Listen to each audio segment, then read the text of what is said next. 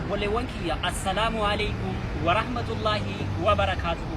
Waan isinitti himuuf dhufe obboleettii keenya kennaa kana intala qabsooftuu amantii ishee irratti jabaattuu oromummaa isheefillee aarsaa guddaa kaffaltu oromummaa waa meeqa hojjetaa turtedha sooshaal miidiyaa kanarratti ammallee oromummaa ishee akkas godhaa jirti.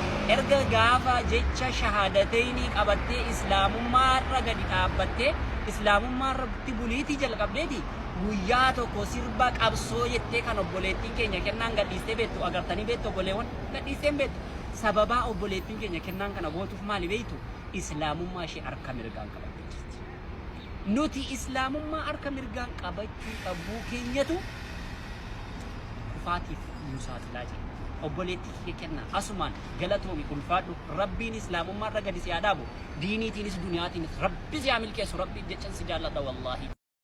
waan gurguddaa barsiisuu qabda haala tidaarii ittiin qabatan haali tamkiinni maal akka namatti tolu kabajaa akkam akka qabdu waan babbareedaa kana dabarsuu dandeessa. Ilmi namaa waan fe'oo godhee wanta ta'e sirraa dubbachuun isaan ol waan namaaf tun ta'in ati waan ofitti konfidensii yoo qabaatte waan babbareedaa dabarsuu qabda.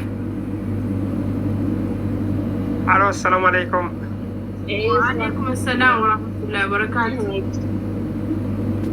Akkam nagaa fayyaa Oromoo qaalii magana gan noidan. Naguma akkam jirtu fayyuma. Abbaa manaa keeti? Jirra jirtu.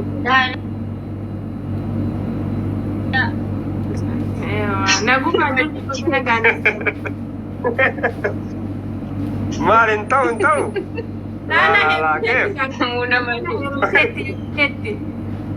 Mama harranuma bicha haasofsiisa. Meera gaafa deemeera.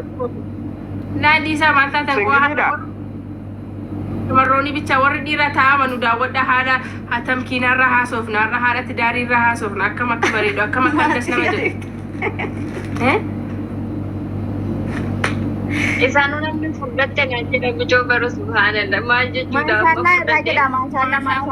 buskutii taate buskutii ay siiteera sirriitti siiteera silaa namni nuuqqataa xulxul jedhaa qursi hojjetaa misaa hojjetaa iraatii hojjetaa qodaa dhiqaa suufa tokko carqii wayyaasa tokko sakaarsiisaa miiccamaa caammaa walawwalamaa qursiisaati eegamaa misaa silaa namni nuuqqataa furdatte garuu.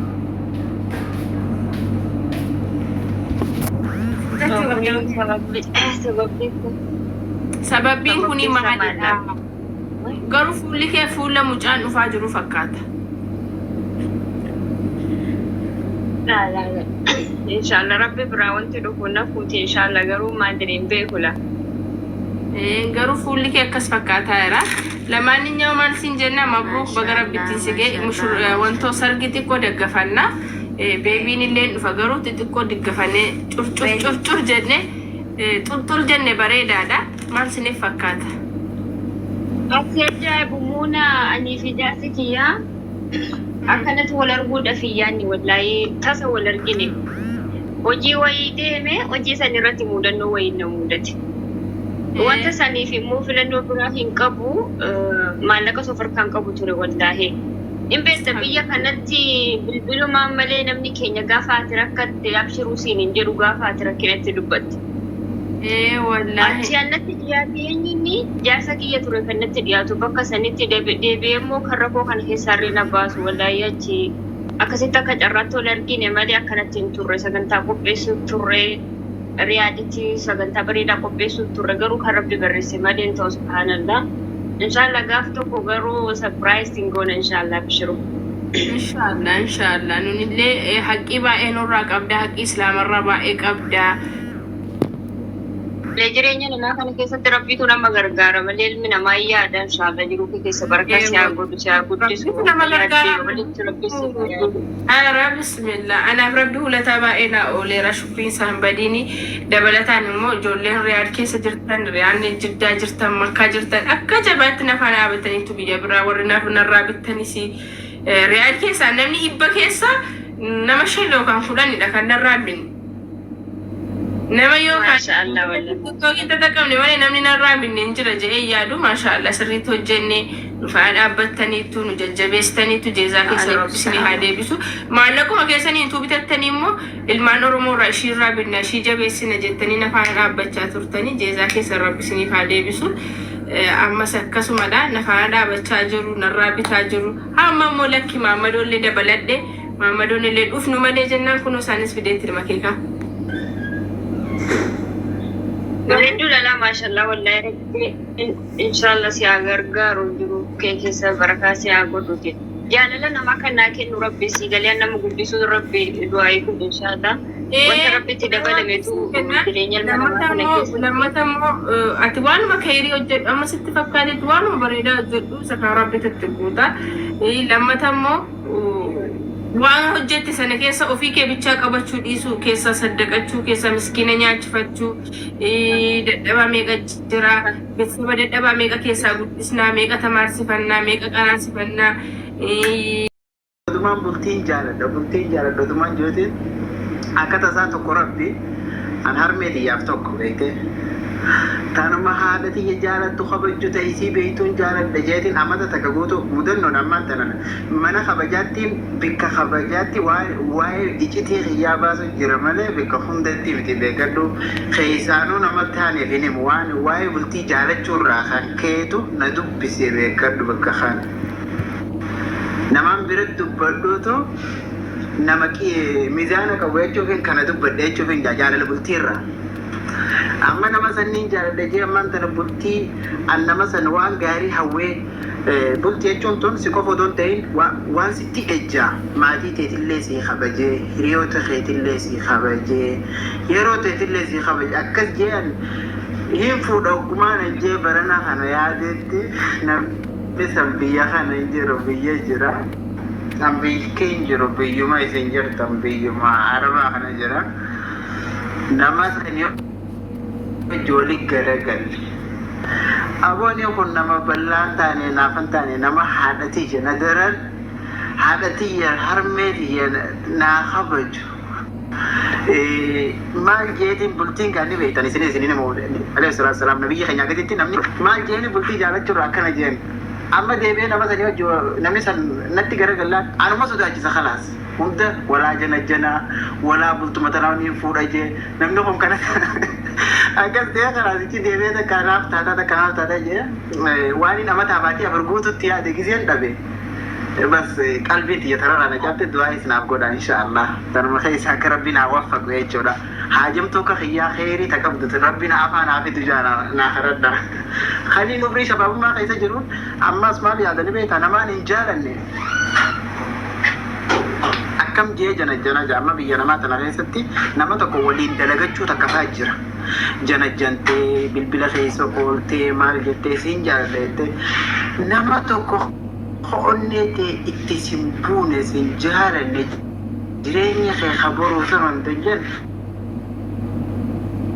Akkam jee haasoo kana keessa waa hedduutu akka jira beekadhu haraam keessaa jecha hottaa maal jetta akkamittiin jaaladha nama tokko kan jaalanne boru jireenya keetiif hin hawwine tokko akkami wajji haasoo isaa takkaa jira. Dafee kanii kun ejoos akkas taate du'aayin haa godhaa isiniin jaa kennaa ustaas kennaa teenyaa fi munaa teenya galatooma waan carraa naa kennitaniif.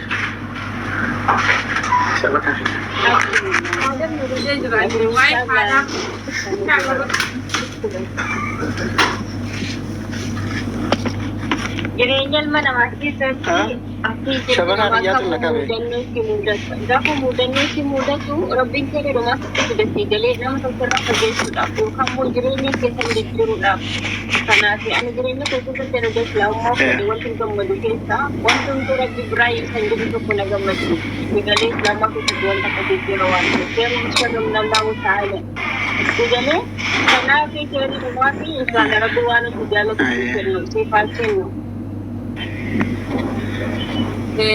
Wallahi haadha kee kan si jaallatu si ilaaltu kan ru'iin kenna haati kee dhufte itti gammaddanii takaffaltanii itti gammaddanii gaggeessan rabbi sirra koru sababa haadha keetiin inni kun naan ta'u jettee dhiiste fuutee kaatee dhiisuu manna hafuu fi wayya sigale itu gisni shi mutu warqii qabatee itu shi bireedu keessa baatee malikit jamaan taateeti kumbulloon baastu niitiin Achi kaatee dhuftee na dhungattee deebitee ijjiteettee ammallee kaatee dhuftee na dhungattee jirte yeroo shan.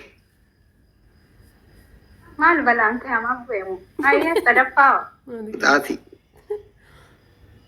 أيه نوتير سني تيرا مردفتني نوتير تدفع ما دركم كابو Sadaffaa na faarsista. Jaalala. Akka bakka anaafatti gana harawatti wal xabbataa jirru ati yookiin Su'uudii yookiin Dubaay yookiin biyya biraa jirtu anaas jiru fakkeessitee action waan jedhamu jaalala naaf qabdu isitti akka waan nama jaarsaaf jaartiin ta'initti na jaalatee kanatti wayii na xabbasta. Jinjana naafaqee doktorii. barreessaan asirratti warri ammallee bultiin ijaarratiin jedhan jenaa jirtan sirraan kooppi godha. Ilili lama Abaabaa furraa maal eedaa galamni biyyaa wal jaalatee waggaa lama dura Aleksiif Maskiin eessaa walitti dhufan ka waggaa tokko walitti booyanii Ashittii fi Hamzaa walitti dhufan eessa jirta? Arrasii barreessanii yalla. gaafa sana gurra jala buutee dhaggeeffachuun na beema.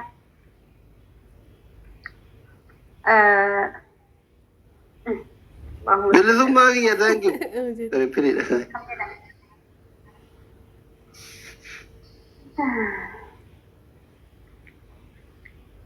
barreessaan naan dindee bar ijoolleen paartii malee waan biraan barreessine paartii paarteetti ijoolleen ayyana paartaa barreessaa mee tirippiliidha asumaanu. Tiripilu. Fikirii galatoon walla. Sadii. Yaa tirippilii kana jennee kana piliis na mo'achiisaa anillee dhungadhu itti ijoolleen. warri jana jaraaran hundi komentiin jedha akkas jedhaan ta'e. Dhaqee dhungadhu.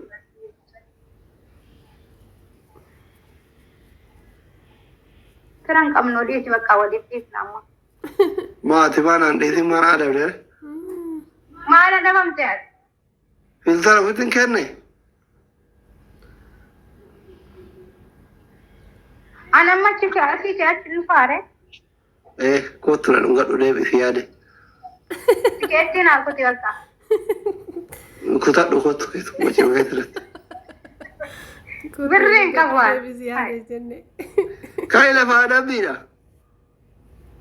Ayyee adabbii biraan hima dhume paartii naan jetti ijoolleen. Sanuma kottu sanuma yaade ijoolleen eegu ijoolleen keellee akkasiin jedhan anallee koomisiitti silaa dhungatti ayyaana ka'e. Ija qabatanii sida. Kan iyyatti bara ijoolleen ija qabatanii. Miira keessan galanii ka'e ijoolleen qadaa deebisaa jirti irra hedduun ramadaana dhiyaate. Kanaafuu tammaa adabbee kana nama adabuun qabdu barreessi ijoolleen faxalteetu mobaayilii lallaalaatti waan ta'eef. Gaayisaappin gosa hin dursaa jirti. Faarsi maalirree abbaa warraa keetii maal jedheen faarsa isin barreessaan nan diddanii bar.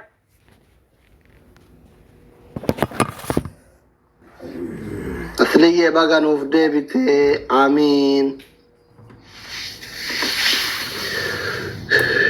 Akka shamarran jimmaatti maqaanu nyaatte intalli teenna jaalalan beektuu yaa'irti kunoo shamarran jimma. Kan intalaaf ijoollee ganna keessanii maqaan nyaatini. Yoo kana siidunaa jirti bara. Eenyu jedhame asura. Siidunaa miti namaan hin beekne. Asli ko my love. Okay, asli ko my love. Jaalallee koo jedhini. Abbaa manaa kooti jaalallee miti bara wala addaa isin barataa malee. Ijoolleen keessan sitti aaraa jiru ijoolleen shamarranii. Barreessaan nas fakkaate deemetti bara deemi datti. Ijoolleen bakka maammeen irraa duraan natti taraaraa ba'achuuf yaanta. Maammeen barguudee dinqasiisee sinirraa balleessuun balleessee bara. Seenaan galuun kaane sha'u bakka allaa bira bahu. Irraa ba'e bakka. Seenaan fidduu deemte? Ganaadha saatiin. Taa'an eegaame? Tokko. Namni kun maal jettan kun hundi keessan deema haadha seera taappii godha koppilinkii godha. Ishi? Laayi bira bahu. Wayi modhiif? Maal jettan? Jawaab. ما شاء الله تبارك الله اللي راه مريض وعملين وليه فرق أبدا أما يفيدوا أمارا Ewan nama jolen na jala ya tero tidem te. مالف Amare Tarti nama tere ni te thani na lala. ما سلال الرجل Yom na lala. Qaatolii na jedhin. Yoo san taane silaalan. Qaata walxaalaa. باقي سيان أصديكو أنا باقي سيان أصديك أشتي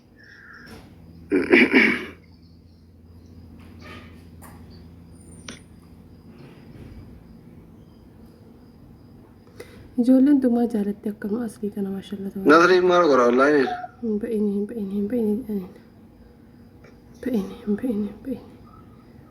Hin ba'ini. Baka rabata. لا رواو بربادا مودا ولا قرابي بتعيشي ما جت Baka سيباشا نزيدو Boodon agarraa beekti jedha. Hai dungal datti jolen nama wana. Baka bira Ya? darbine ba.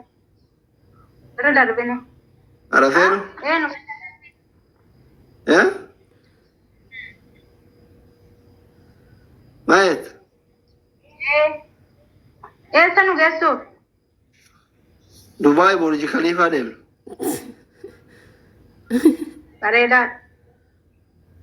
برج خليفة قبا بانا نما صدا أشياء كاغرو جولن دبي رفنو عرفينا وجيمي ما يتلاقوا كو بريثا برج خليفة قبا بانا رفنه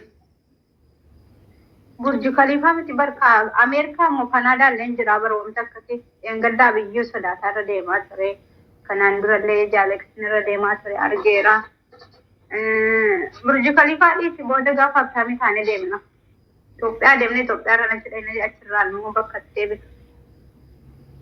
لا لا أمو مريم لو كانوا جولن دبي هون لساني كوتا يراجل Jolen Dubai bran deme maratte deme مالي akko damat Rakkoodha bara jedhu. ركو ما تجرا ما جرون بيرا رفاجر نيمانو Rakkoodha bara hin jenne. دبي نما هون دد ماما نمن هون دد ما تمونا la amma devi seenaan guddattee amma mucaan wayii karaa jira walitti guddattee waan ta'e sanaan booda deemta. Hin shakkite bara. كافة دولو Dhugaa keeti ijoollee. Egaa amma nu yoo duukaa fiftiin naaffaadha jedhama waan ta'eef ilmuma duukaa argitaan abbaa banaan jedhu taasisan. Qabee baabaa isa jetta kottuu galeetti bakka kanaaf irra ijoollee. Amma rakkoodha bar warri birrii fidate iyyuu jechuudhaan walii wajjin jiraachuu dadhabeedhaan Dubaay keessa. Amma siyaardeen gadda maal jedhaa? Ansiifan fida rakkoon qabu yoo si fide booda immoo ani itti gaafatamummaan fudhadhu jedhe. Kana jechuun maal jechuudha Dubaay nama sodaachisaa jechuudha. فدا نجينا كياتي في موقعتي في Tiiti malee sumarratti ijoolleen bakka yoo akka carraa ta'e fooqii sanarraatti darbatte an dhabeettee jechuudha. Ilmoo yootii manarraa ta'urraa biyyuma faranjii deemna biyya namni waliin saamne sana. Hooqii isa irratti darbatte hin jenne. نجينا كياب غاري مثل شلوان Nageenya keetiif gaarii miti.